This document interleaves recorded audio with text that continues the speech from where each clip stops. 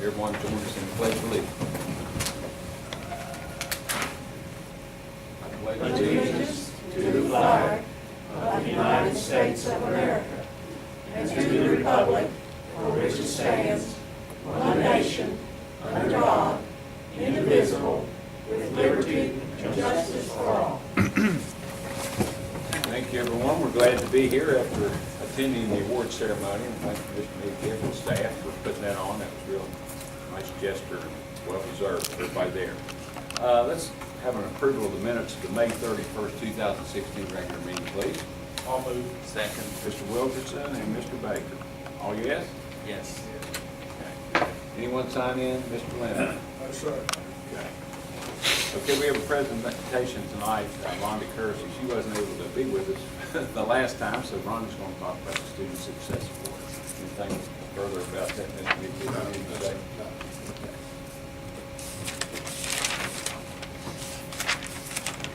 And I do apologize for not being with you the last time. We understand.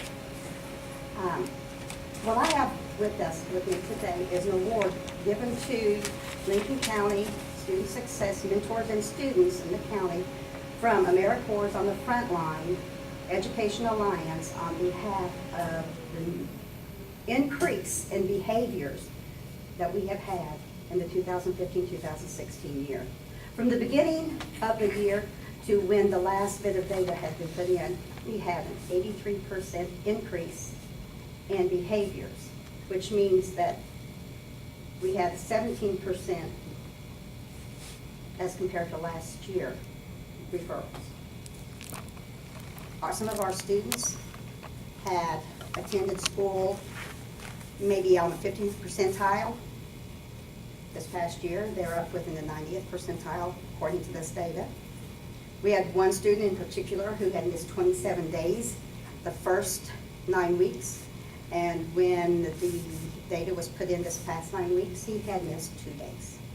So our Student Success Program that we are providing our students at Duval, West Hamlin, Guy Valley, Hamlin PK8, and Lincoln High School has been quite a success. And we'd like to present the plaque to the Board of Education that says that we've had, in the state, the most improved behavior. Congratulations. Okay. Thank you. Rhonda, if you would, please. I'd like to understand this a little bit more, okay? Okay. What grade students are involved in? Grades 3 through 12. 3 to 12. Now, is this all students or just students that have maybe exhibited misbehavior? The students that are chosen for this program are based on one of 4 criteria: lack of social skills, absenteeism, academics, and number of referrals or their behaviors. If they meet at least 1, 2, or more, some of them in case all of them, they are recommended for this program. Our girls can take up to 20 students. They recommend 25 students, so if any comes loose, any comes or goes away, moves, or what have you. And this year we had 96 students in the program within the 5 schools that we service. And what they work with is they work with talking to them concerning their academics, where they're going, what their wants are. Sometimes they may need to be just pulled out to step away from that moment. And as parents, you all know that sometimes it's best to take a child out of the situation than it is to keep them in that situation. So our mentors are there also to help alleviate whatever triggers that child to have a behavior. Through participation of this program, by attending school, they get to go with the mentors for pull-out sessions for either, like I said, tutoring, or they may work with them on the project. If they have showed improvement, they may even play games with them. And sometimes for those students that are lacking in social skills or having just struggling, those issues with the students that themselves, that they're not getting along well with the teacher, they're not getting along well with other students, sometimes that one-on-one is just a little bit better for that student than it would be to keep them in that classroom situation. And that's the reason I believe that we have had such an increase in our behaviors, our positive behaviors, because our girls are letting those students know, we're here for you if you need us, but don't take advantage of it. And we also offered an incentive this year for them to go to COSI if they showed an improvement in at least 3 of those areas. And we ended up taking 47 students to COSI. So, we had, I believe we've had an extremely successful year. And those students also went to, as a beginning of the year incentive, they also went to the Great American Pie Fight. The Great American Pie Fight was put on in Charleston by the Methodist Church up there with the Guinness World Book of Records to try and break that record. We took 15 students. We would have had more, but it was raining, and their parents called and said that they were afraid. But these students got to participate in something that they'll never get to participate in again because of the programs that we're offering.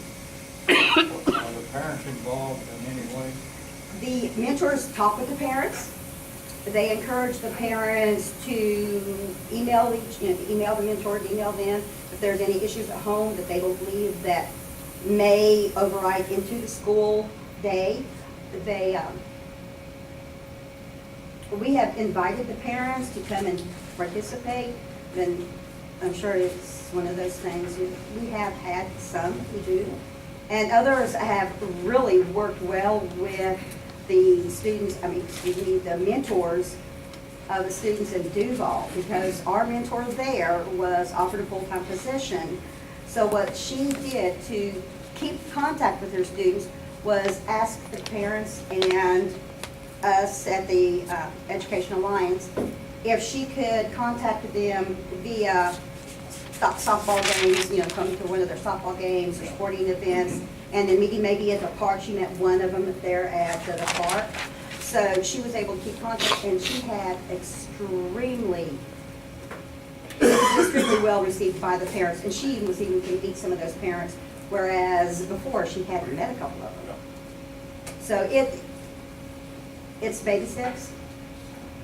But this is the second year we've had this program, and I believe to have an 83% increase, that's just phenomenal. What schools are not involved with this program? We don't have them at Midway. Midway, Harts, Ranger. But we have, Midway, Harts, and Ranger. We were only, they have a grant, and that grant, first of all, only allocated 2. But the first year, we had 4 people applied, and it was just kind of hard for us to make this decision. They were all so gung-ho. And so we presented it to the Education Alliance, and they found the funding for the other 2. So this year, they made sure that there was funding for the other 2 so that we could keep those 4. And what we did was we split Guyan Valley and West Hamlin so that they could help with the transition from the 5th grade to the 6th grade. Yes. It's been a long time since I've been in the middle school area. That way they can help with that transition for those that showed some signs of struggling in that area. And if, transition areas between 5th grade and 6th grade, 8th grade and 9th grade are the hardest for any student. And statistics will show you that those are the times that students will begin to show the indicators for dropping out. The research shows it starts in the 3rd grade, more so in those transitioning years, because they're going from somewhere that's familiar to unfamiliar. They're working with new students, meeting new teachers. There may be a whole different dynamic, and those changes can instigate confidence levels dropping, academic levels dropping, disengagement, and when that happens, those students start thinking about dropping out. And they start displaying absenteeism, chronic behaviors, academic scores will drop, and sometimes they will show lack of social skills by withdrawing into themselves, which is why those are the 4 areas of criteria that are focused on in this program. So when you set the program, this was the second full year of it, is that right? Yes. So when you set the program up, how did you decide which areas of the county to service? Was it based on need, on test scores, on people that applied from those areas for the positions? Well, it started with a meeting with Jeff and I and Emily and Sarah Blevins, who was at the time there.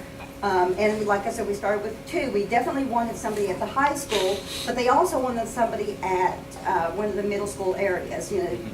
And since Hamlin was, and that's where we had decided to go there. And then, like I said, it just flourished into the others. We knew that Duval, there was a need at Duval, as well as we had also gotten the grant from Greater Kanawha Valley to have a after-school program 2 days a week. And one of the criteria for that grant was funding those AmeriCorps. So with that funding being there, that's where we decided to put them. Okay, with the program having served those particular areas for 2 years, what areas are you looking at serving for the 3rd year? Well- Because it seems to me that if we have these needs in the places you've served for 2 years, those needs probably exist in Ranger and Harts as well. And that they do. And I have requested to add 2 more so that we can serve the Ranger Hearts area. And what I was trying to do was doing like I had done with the Midway, the Guy Valley, West Hamlin, to split and do the same thing with the Hearts and the Ranger area and even the Duval, the Midway area. And they're looking into seeing if their grant will allow extras so that we can allow those extras, and that way we will be able to service more of those students. And it's kind of also dependent, and I really, on the funding when we get from the new grant that I have applied for the extra schools. Now, if that grant is approved, then we will know probably within the next 4 weeks at the most, every school in the county will have an after-school program, and we will have mentors of some type in those programs. That would be wonderful. That is my goal. And I told him at the beginning when I was first hired, it was my goal to have an after-school program in every school. Does the interaction with students take place only after school or weekends or? It can take place, we have it in the after-schools, as since that is kind of my bailiwick right now. But I have no qualms in putting it anywhere else we need it, because that's what their students need, and that's where I'm going to put those mentors. And a lot of them will work during the day. I have, the mentor we had at Duval, she met them, like I said, at the ball games, at soccer games. They wrote letters to each other. So, there was other venues that they were able to meet at. That's good. And which is, but the problem, we still need that one-on-one within the school system, because that promotes that positive environment as well. The existing grant, how many years is it good for? When is it good for? We have 2 more years, 2 more times. and that's for Midway and Hamlin. But we can reapply. Oh, yes, and you know me, anytime I hear money, I apply for a grant. We've heard that. That's just a grant lady. Anything else from that? Thank you. Thanks very much. Thank you. Okay, we'll go to the administrative section. Can we have a motion, please? Second. Okay, Brownie and Carol. Okay, item A is a renewal of the memorandum of understanding with Risa II and Leslie Tyree to provide general legal services to the Lincoln County Board of Education for the 2016-2017 fiscal year according to the terms of the agreement, which is attached, paid out of county funds.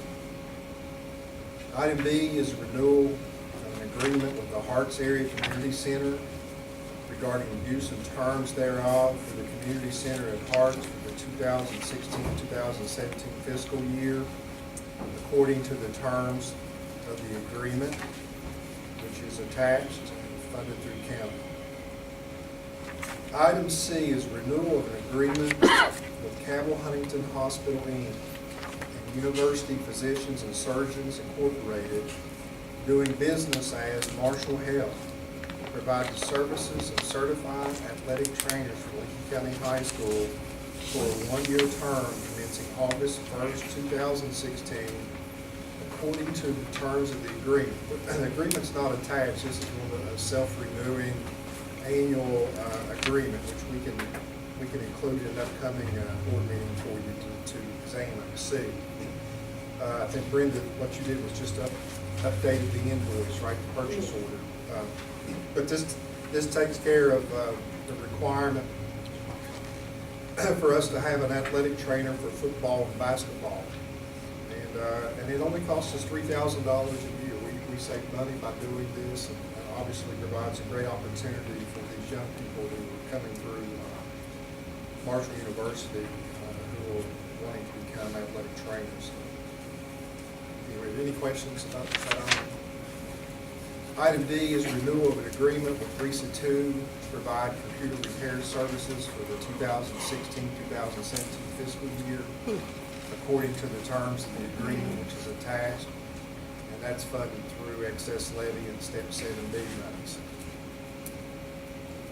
Item E is renewal of a memorandum of understanding with the West Virginia Department of Education, Office of Child Nutrition, for reimbursement of costs associated with providing improved lunches, breakfast, snacks, suppers, and meals for students during the 2016-2017 school year, according to the terms of the agreement, which is attached. And last item, F, out-of-county student transfers for the 2016-2017 school year. All from Cabell to Lincoln. That's a good one. Anybody have any questions about any of those items? Okay, call for question. All in favor of the administrative line, is that an all yes? Yes. Then we go to the finance section. Can I have a motion, please? Mr. Curry, second by Mr. Wilkerson. Mr. Lemon. Item A, schedule of invoices totaling $224,945.46. Attachment, invoices are available for public review at the county office. Item B, budget supplements totaling $284,994.25. Attachment, item C, budget transfers totaling $495,470.10. Attachment. Question, anyone? Just a clarification, Mr. Ray, when does he begin again, please? He will begin this Friday, This Friday. June 10th. So he'll be sitting over there. Right. You don't have a lot of pressure, does He he? is. Yeah, the girls in finance said that Birdie was planning on coming in Monday to work with. Oh, that's good. Okay, on the finance, is that an all yes vote? Yes. Personnel items, motion, please. Carol? Second by Fred. Back to you. Item A, appointment of professional personnel. Item B, transfer of professional personnel. Item C, employment of substitute service personnel. And item D, leave of absence. Questions on any of the personnel items? If not, is that an all yes on the personnel items? Yes. Yes, there. Okay. Comments and concerns? Board members? I have a question. Have we decided for sure, and I may have missed this, who's going to take over for Joe Carson? No, our plan is to come to the board at some point with what we'd like to see happen is a supplemental position, maybe somewhere 12 to 15 hours each week, for someone who would be able to check the schools on Friday evenings and Saturdays and over the weekends, and to be able to come in the morning and check to make sure that there's not any heating or air conditioning issues out there in our schools, or any other emergencies that we may have. Would that be someone that we could call if there was an issue, like last night, or was it night before last night?